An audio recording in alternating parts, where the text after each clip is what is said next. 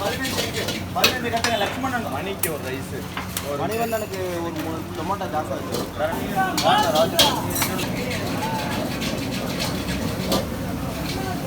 ஒரே டபுள் மட்டும் இந்த பாஸ்கெட் போட்டு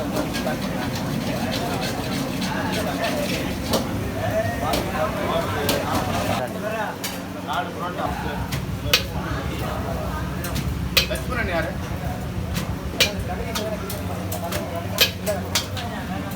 ஜெகதீஷுக்கு தனியாக இருக்குது உங்களுக்கு 3 ரைஸில் 3 ரைஸ் வந்துருச்சு.